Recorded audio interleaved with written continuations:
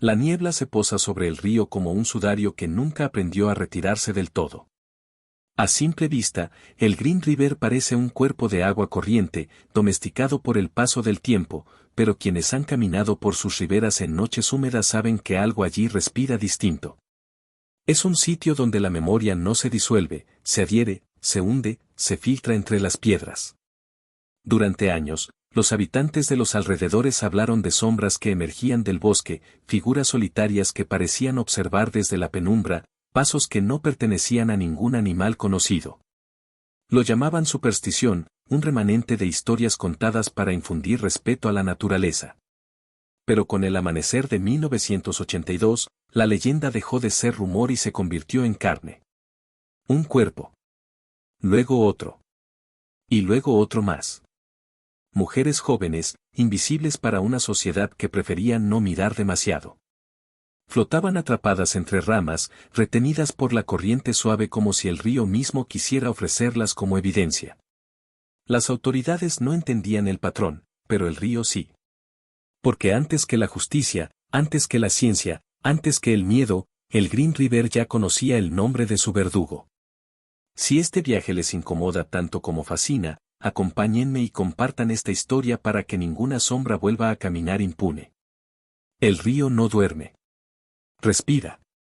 Exhala un vaho frío que serpentea entre los troncos ennegrecidos y se desliza sobre la superficie del agua como si arrastrara memorias que no quiere ocultar. Antes de que la primera víctima apareciera atrapada contra un banco de raíces, el Green River ya llevaba décadas acumulando historias que nadie se atrevía a escribir.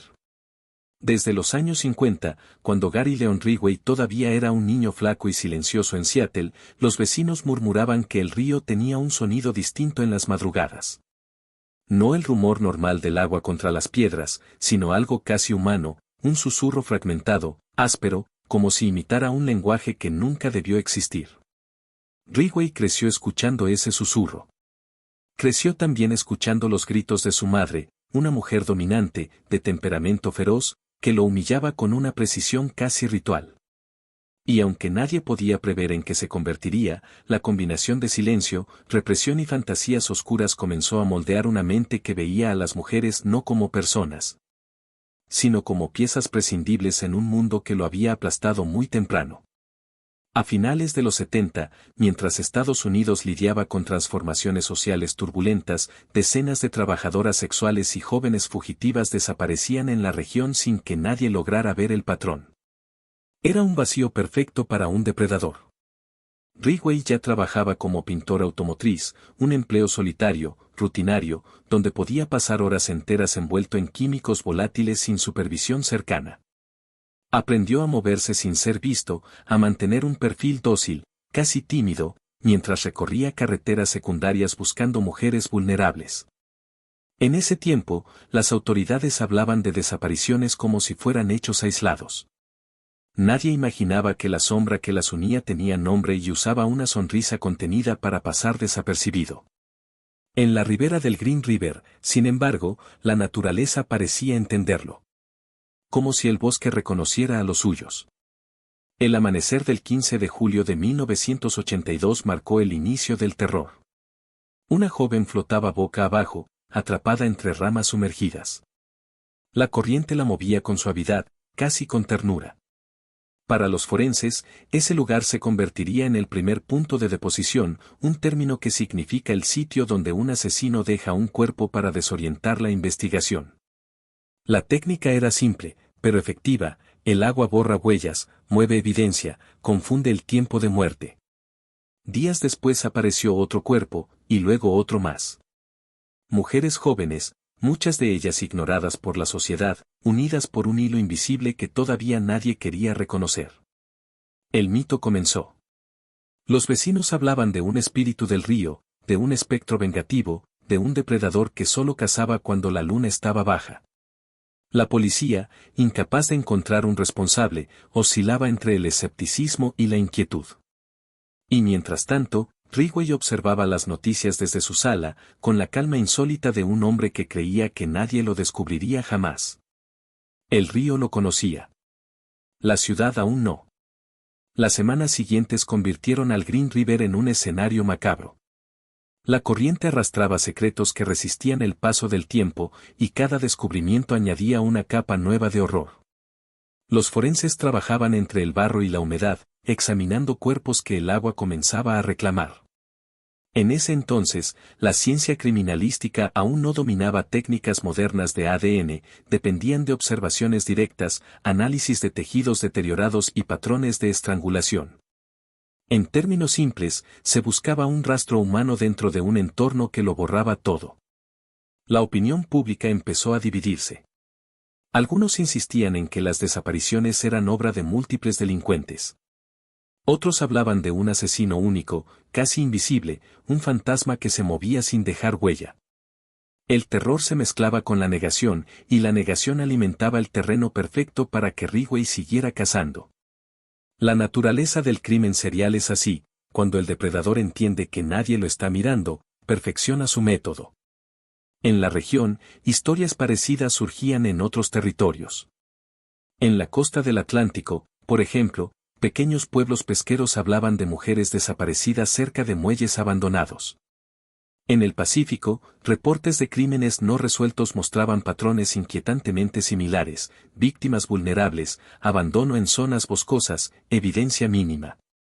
Estos paralelos revelaban una verdad inquietante: las geografías cambian, pero la oscuridad humana se repite. Ridgway actuaba con precisión matemática. Conducía su camioneta por carreteras secundarias, elegía víctimas que la sociedad ya había desechado y las llevaba a zonas aisladas donde su propia respiración parecía retumbar entre los árboles. Muchas de esas mujeres buscaban escapar, reiniciar su vida, encontrar un respiro en un mundo que no les daba oportunidades. Él lo sabía y usaba sus necesidades como un señuelo. Era amable al principio. Callado. Controlado. La máscara perfecta. Una vez en el lugar, el bosque se convertía en su santuario. Estrangulaba con cuerdas, a veces con sus propias manos, siempre con frialdad absoluta. Luego llevaba los cuerpos al río, posicionándolos de manera calculada, confiando en que la corriente hiciera el resto. Aquella práctica, casi ritual, le otorgó el nombre con el que la historia lo recordaría: el asesino del Río Verde. Para la policía, la impotencia crecía. No había perfiles psicológicos sólidos, no existían bases de datos que permitieran rastrear comportamientos seriales. Las unidades investigativas estaban divididas y saturadas. Y mientras tanto, las familias de las víctimas esperaban respuestas en pasillos silenciosos donde el tiempo parecía congelarse. En agosto de 1982, cuando el recuento de cuerpos comenzó a filtrarse a los noticieros nacionales, la leyenda ya estaba viva. El público hablaba del Green River como un lugar maldito, un espacio donde la lógica se desvanecía. Algunos decían que el río atraía a las almas rotas. Otros, que algo oscuro caminaba entre los árboles. Pero la verdad era más simple y más aterradora: un hombre común había aprendido a mezclarse con la noche. Y todavía faltaba lo peor. El miedo había echado raíces profundas en la región, pero lo más inquietante no era el terror popular, sino la forma en que la ciencia se negaba a mirar de frente la magnitud del horror. Cuando los primeros informes oficiales comenzaron a circular entre departamentos, el tono era casi burocrático. Falta de evidencia concluyente. No hay conexión demostrable entre los casos. Frases frías que parecían diseñadas para tranquilizar a quienes no querían aceptar que un depredador se movía con libertad absoluta. La negación se convirtió en una barrera tan sólida como cualquier muro. En los laboratorios forenses de la época, la tecnología era limitada. El análisis de ADN aún estaba lejos de convertirse en el arma definitiva de la justicia. En su lugar, los investigadores dependían de métodos más rudimentarios. Uno de ellos era la comparación de fibras, explicada de manera sencilla como la revisión microscópica de pequeños hilos que viajan adheridos a la ropa de las víctimas y pueden coincidir con alfombras, vehículos o prendas de un sospechoso. El problema es que en los 80 ese proceso era lento, impreciso y altamente vulnerable a contaminación ambiental. Y el agua del Green River lo contaminaba todo. Mientras los técnicos debatían entre posibilidades, Ridgway seguía moviéndose sin prisa. Era un hombre que sabía ocultarse en la monotonía, jornadas completas en talleres de pintura, almuerzos frugales, una expresión dócil que desarmaba cualquier sospecha. Su vida cotidiana era una coartada permanente. Incluso sus vecinos hablaban de él como un hombre tranquilo, alguien incapaz de levantar siquiera la voz. Esa era su genialidad, su violencia no existía hasta que estaba completamente desatada. En 1983, cuando el conteo de víctimas ya había superado las 2 docenas, la policía estableció por fin una fuerza especial. El problema era que los egos chocaban, los informes se duplicaban, las pistas se perdían entre archivadores metálicos y los organismos federales dudaban en intervenir. La ciencia, acostumbrada a certezas, se resistía a aceptar que había un patrón claro. Y esa resistencia retrasó la investigación en un periodo crítico donde Ridgway mataba, abandonaba cuerpos y regresaba al trabajo con la naturalidad de quien hace una tarea doméstica. La gente comenzó a exigir respuestas. Los noticieros presionaban. Las familias reclamaban justicia frente a cámaras que transformaban el dolor en titulares nocturnos. Sin embargo, dentro de las oficinas policiales se respiraba frustración. Los mapas con chinches de colores, cada una representando a una víctima, formaban un dibujo aterrador que muchos agentes no querían ver con claridad. ¿Sobreviviría algún barco a esto?, decía un presentador refiriéndose a la tormenta mediática, como si la tragedia necesitara metáforas para hacerse tolerable. Pero no era una tormenta. Era un hombre. Uno solo. En medio del desorden institucional, la figura de Gary Ridgway permanecía oculta entre miles de rostros. Nadie imaginaba que el asesino asistía a reuniones de padres de familia, compartía barbacoas en fines de semana y trabajaba sin fallas. La ciencia dudaba. La policía tropezaba. Y el monstruo respiraba justo detrás de ellos. El escepticismo científico no era una simple falla metodológica, era una ceguera voluntaria. En reuniones internas, algunos investigadores argumentaban que ningún asesino podía mantener un ritmo tan constante sin dejar rastros claros. Otros opinaban que la dispersión geográfica de los cuerpos implicaba múltiples agresores. La ciencia, tan acostumbrada a explicarlo todo con patrones lógicos, se negaba a aceptar una posibilidad más perturbadora, que un solo hombre pudiera conocer el terreno mejor que cualquier mapa, y pudiera camuflarse entre los engranajes de la vida cotidiana con la precisión de un depredador natural. Ese rechazo al concepto del asesino serial permitió que Ridgway perfeccionara su estrategia. Sabía que la policía buscaba errores visibles. Así que empezó a modificar su proceso. En lugar de abandonar cuerpos cerca del agua, optó por zonas boscosas donde los animales y el clima deformaban la evidencia. Elegía momentos más silenciosos, rutas menos transitadas, horarios en que no se escuchaba más que el canto distante de camiones en autopistas lejanas. Una precisión obsesiva que hacía parecer sus crímenes como eventos desconectados, fracturas aisladas que nunca formaban un patrón claro para los investigadores. Mientras tanto, la comunidad vivía en un estado de alerta nerviosa. Las mujeres que trabajaban en la industria sexual se organizaban entre ellas, creando rutas compartidas para intentar protegerse. Pero la protección era un espejismo, Ridgway tenía una habilidad innata para detectar vulnerabilidad emocional. Las convencía con voz suave, prometía un pago rápido, ofrecía una aparente seguridad que, por unos segundos, parecía más real que la desesperación diaria. Ese instante de confianza era la diferencia entre la vida y el final. El caso se volvió tan complejo que las autoridades comenzaron a reclutar especialistas de otras regiones, incluyendo analistas de comportamiento que venían de estudiar patrones criminales en zonas del Atlántico y el Pacífico. En sesiones cerradas, estos expertos describían lo que llamaban firma conductual, que explicado de forma simple es el detalle psicológico que un asesino repite en sus crímenes, incluso cuando cambia su método. En Ridgway, la firma era la humillación emocional que infligía después de dominar a sus víctimas, un eco distorsionado de su infancia bajo el control de su madre. Pero aunque algunos investigadores lo intuían, no lograban unir ese rasgo psicológico con un sospechoso concreto. En 1984 la frustración alcanzó niveles insoportables. El público acusaba a la policía de incompetencia. Los oficiales respondían con ruedas de prensa vacías. Y en medio de ese caos, Ridgway caminaba entre ellos, invisible como un reflejo en el agua.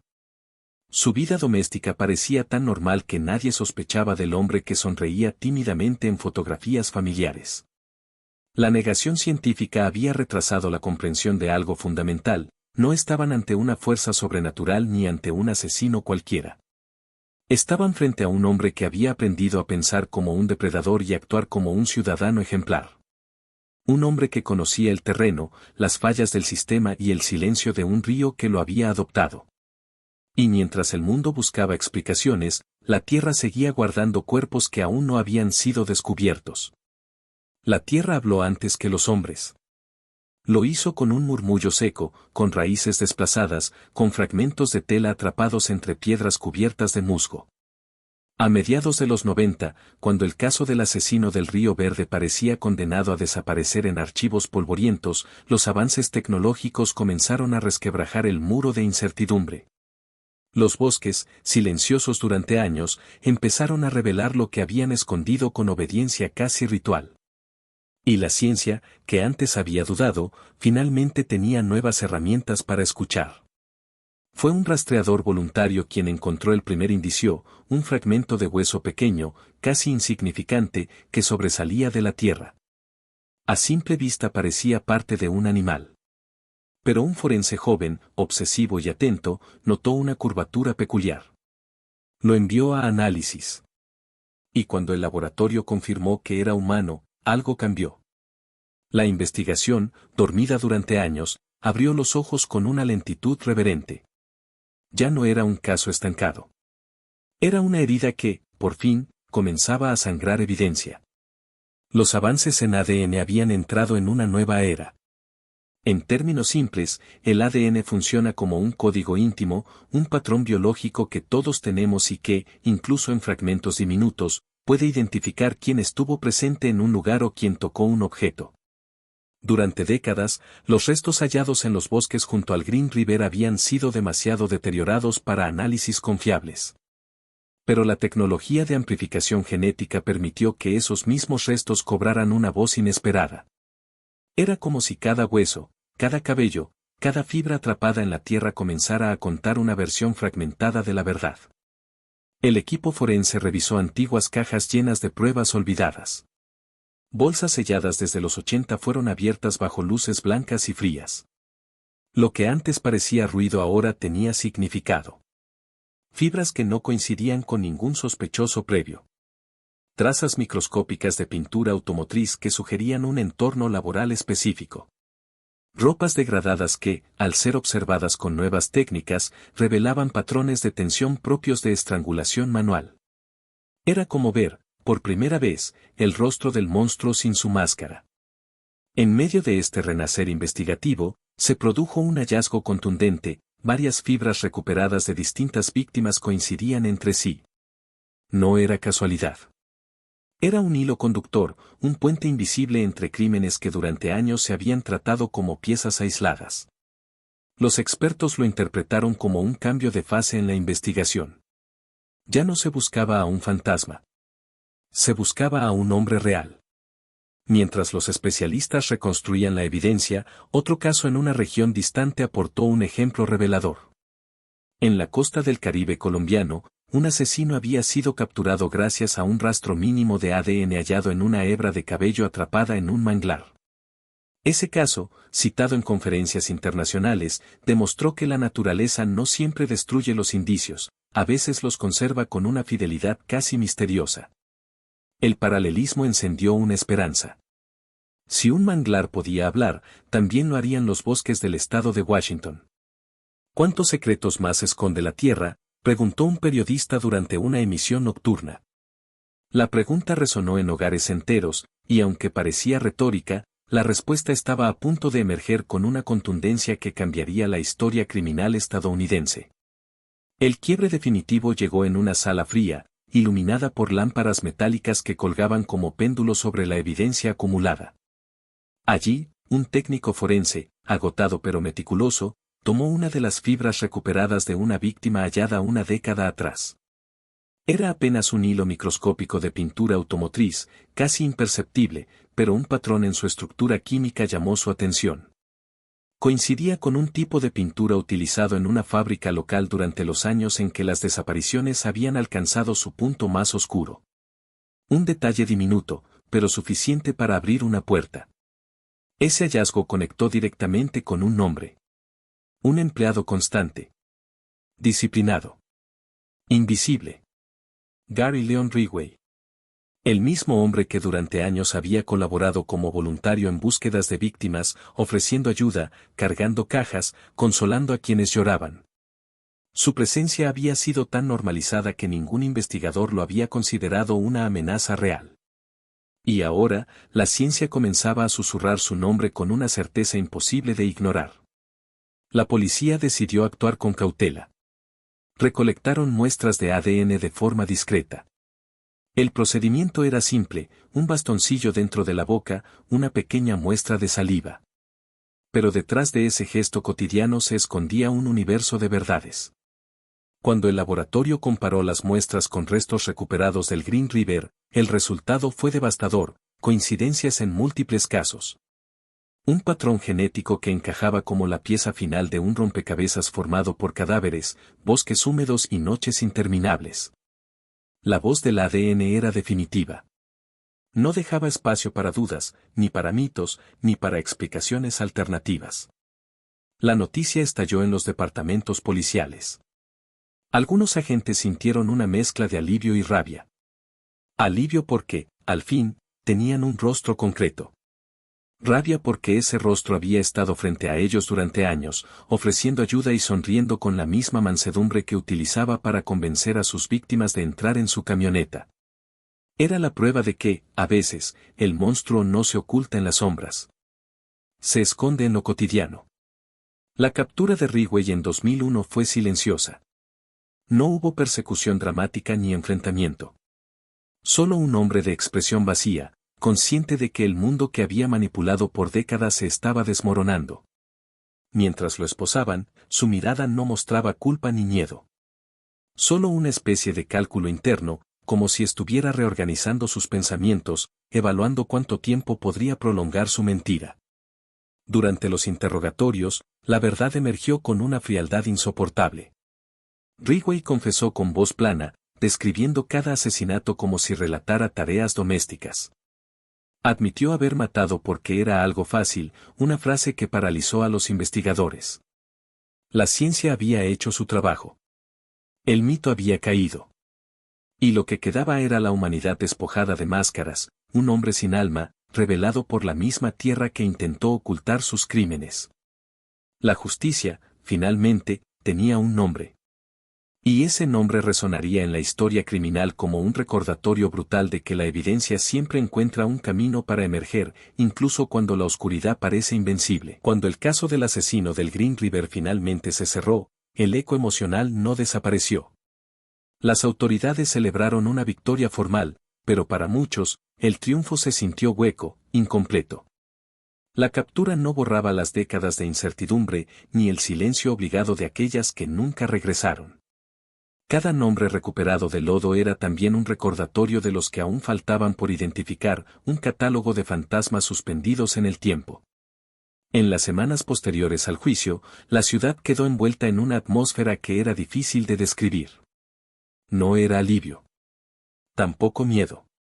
Era algo intermedio, una especie de duelo sin guía. Los residentes de Seattle hablaban del tema en voz baja, como si mencionar a Ridgway pudiera convocar nuevamente el horror. En las escuelas, los padres insistían en acompañar a sus hijos hasta la puerta.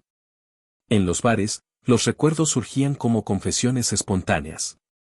Yo trabajaba cerca del río. Nunca imaginé. Mi hermana tomó un taxi esa noche. Pensamos que había sido casualidad. Ahora ya no estamos seguros. El peso emocional se extendía más allá de las víctimas directas. Los investigadores que lideraron la operación comenzaron a experimentar un síndrome silencioso, una mezcla de desgaste, insomnio y culpa retroactiva. Habían pasado años persiguiendo sombras, dudando de cada pista, sintiendo que avanzaban en círculos. Y al final, la pregunta inevitable emergía en sus mentes: ¿qué más podríamos haber hecho? Era una carga invisible, imposible de aliviar con sentencias judiciales. Uno de los detectives principales, en una entrevista años más tarde, confesó que aún soñaba con los rostros de las mujeres cuyos cuerpos nunca se recuperaron. Decía que el río hablaba, que en su murmullo nocturno podía escuchar los nombres que faltaban. Esa imagen, un hombre maduro, con canas que no tenía antes de iniciar la investigación, se convirtió en símbolo del costo humano detrás de cada caso de alto impacto. Los psicólogos forenses también encontraron un fenómeno inquietante: muchas de las familias de las víctimas desarrollaron una relación ambigua con la verdad. Por un lado, necesitaban saber qué había ocurrido exactamente con sus seres queridos; por otro, el detalle mismo de esa verdad era demasiado doloroso para imaginarlo. Recibir confirmación era como cerrar una puerta mientras otra, más oscura, se abría de golpe. La justicia ofrecía respuestas, pero no consuelo. Mientras tanto, los medios transformaron el caso en un relato que oscilaba entre el morbo y la advertencia.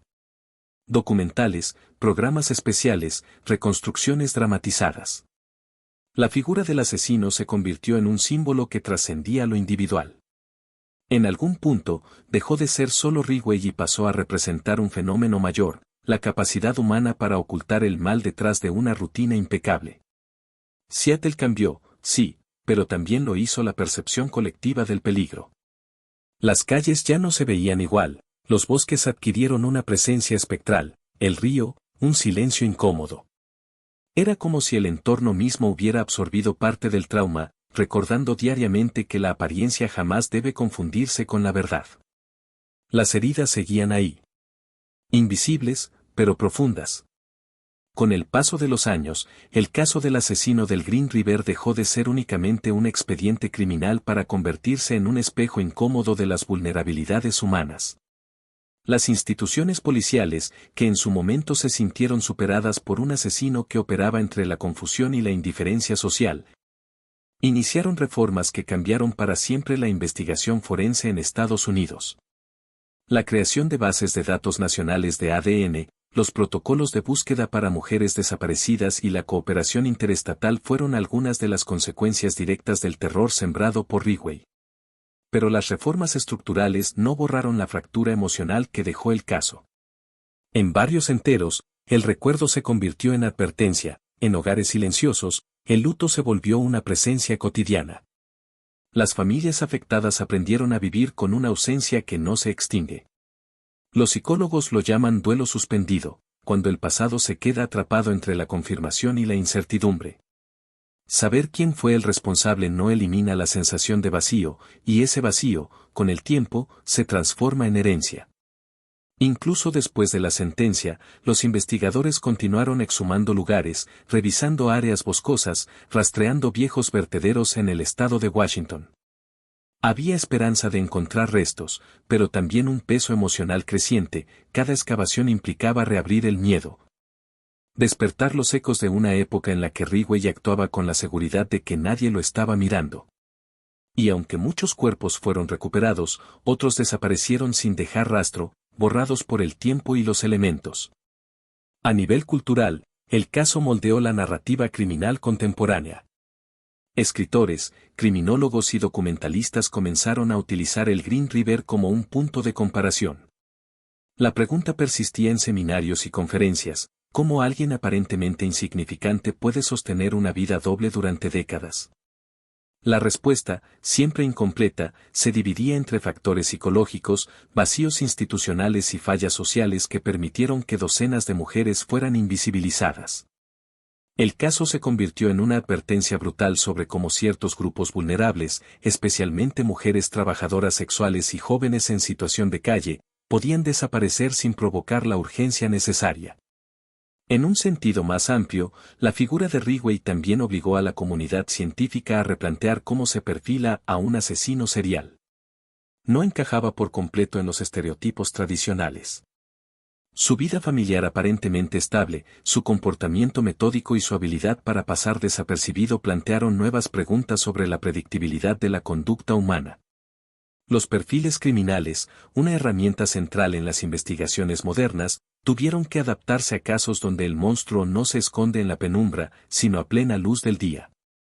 Con el tiempo, el río volvió a fluir con la misma calma de antes, pero la gente que vivió la tragedia aprendió a mirarlo de otro modo. Ya no era solo un cauce natural, sino un recordatorio silencioso de lo que se puede esconder bajo una superficie aparentemente serena. Los lugareños decían que, en ciertas noches de niebla, el agua parecía murmurar historias que no estaban destinadas a olvidarse. Era un susurro tenue, un eco, quizá una advertencia. El legado final del caso no fue solo el miedo, ni la justicia tardía. Fue la certeza de que la memoria colectiva tiene sus propios ríos, algunos fluyen hacia adelante, otros arrastran consigo lo que el mundo intenta enterrar. Y en ese caudal simbólico, el Green River permanece como una cicatriz que el tiempo no consigue borrar.